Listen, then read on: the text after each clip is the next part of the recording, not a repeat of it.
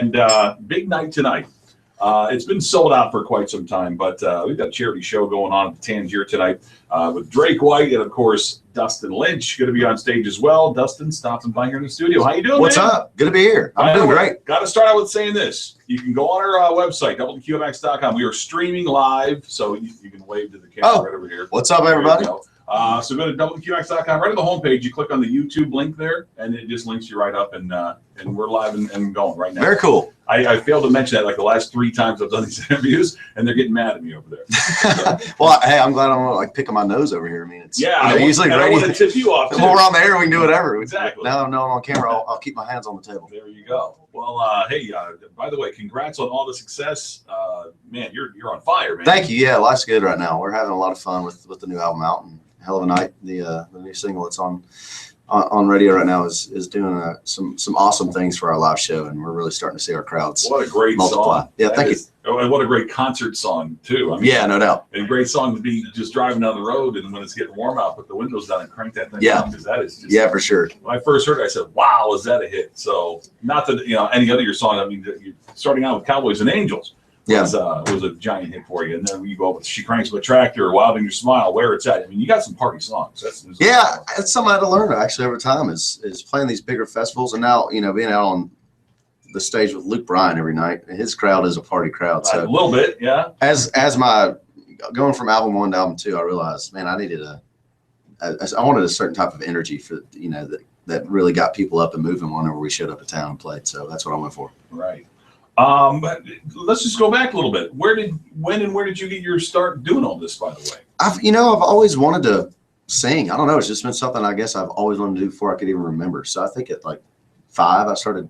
Was it in the family? Did you have family? No, nobody in my family's ever done it. I just started dressing up like Garth Brooks and banging on a guitar, man. That's how it started. And I tried to dig in when I was 8 and kind of gave it up for dirt bikes, and then got back into it when I was 14. Okay, yeah. But see, I would imagine that, of course, there's a lot of kids out there that, they want to wear cowboy hats and get little guitars and do that stuff. And the parents go, that's cute and that's fun.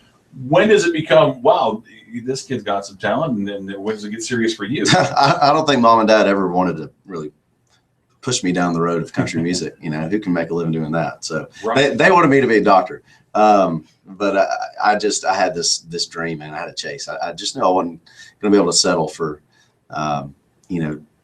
asking myself, what if I'd have tried the rest of my life? So I went for it. Exactly. I moved to Nashville at 18, and here we are years later. Where are you originally from? Tullahoma, Tennessee. All like right. an hour and a half south of Nashville, Tennessee. And we make whiskey there. We make George Dickel and Jack Daniels. Nice. Yeah. Not too shabby with that. Yeah, it's kind of wild. Most of our town works at the plants. And so so with that, did you think that had something to do with your musical career being so close to Nashville, or was it just you just happened to grow up there? Yeah, I don't think so, because we only got to Nashville a couple times a year to shop for Christmas. That was about it. So yeah. I never really got exposed to concerts or the opera or anything like that until I moved to town myself. And you went by yourself? Nobody with you? You just said, "Hey, I'm picking up." Yeah, didn't know a person. Didn't know a person. It took me a while to sink my teeth into what Nashville was. I didn't realize how big of a village it was of songwriters and musicians and all. Just a huge portion of the town and city down there is solely just music. And I didn't realize all that existed. I just thought it was guys on the radio. That had to be pretty intimidating. It was, yeah. I mean, for the first few years, I didn't know where to go, what to do, who to talk to. And so I just started chipping away and really just teaching myself how to swim through it all. And finally met the right people and had a few prayers answered, and the ball started rolling pretty good for me. That's right there, just an amazing story that I would imagine myself at 18, if I went somewhere and it just didn't work out in 3 months, I'd be like, what am I doing? I got to get out of here. I'm going back home. What did you do? You just pick up odd jobs and whatever? Yeah, I was cutting grass there for a while, and then it got to where that was a little bit too strenuous for how much I was having to travel. So I ended up getting a job. I don't know if it was any better, but it kept me out of the sun all day. I was testing sewage at an environmental lab. Nice step up, yeah. Yeah, and so I went from that and straight into I got a call from my manager out of nowhere. He saw my MySpace page back when MySpace was a thing, right? And liked what he heard, and he was managing Justin Moore at the time. And within a few weeks, we had a few meetings and off to the races.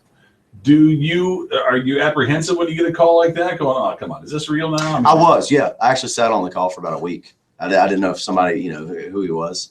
Justin had just now put out Back That Thing Up, his first single. So he really didn't have any success yet. But I said, what do I have to lose? Let's go try it. See what this guy wants, see what he's up to.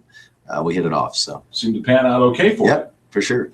Awesome stuff. Well, hey, by the way, thanks so much for doing our charity show tonight. Absolutely. Yeah. We played Tangiers a few years ago. I think when the first album was out, Cowboys Angels was out. We played it with Thomas Rhett, JT Hodges. I'm forgetting a girl. Aggie Rose, maybe? Kelly, what's her name? Kelly Bannon. Kelly Bannon? No, the blonde. Was that it? Kristen Kelly. Kristen Kelly. That's who it was. Yeah. Some people, they were there. Yeah. It was a great show. It's a great venue. It's a really cool venue. It's very cool. It's got a great vibe to it. The room sounds wonderful. It's inspiring to play stripped down acoustic show like this. It's going to be a great time again. And Drake White going to be hanging out with you. Yeah. Drake and I met years ago, and he's rocking and rolling. Incredible singer and songwriter. So I'm excited to get there early and watch him too. Awesome. Well, again, thanks so much for doing this tonight. Everybody, it's a sold-out show, everybody. So if you didn't get tickets, sorry about that. Come party in the parking lot. There you go. And make sure you go out and the new album is called Where It's At. Yeah, the new album's Where It's At. New single's Hell of a Night. And get the old album too if you don't have it already. It's all good stuff. Yeah, crank it up. Sounds better when it's loud. Absolutely. In fact, we're going to crank it up right now. And this one just screamed up the charts. And so I'm guessing you got another #1 on your hands here in a little while. So all right. Good luck with that too. Thank you. Dustin Lynch, everybody. Thanks for coming on in. Anytime. And we'll see you tonight at the Tangier. One Hell of a Night, the new single right now on WQMX.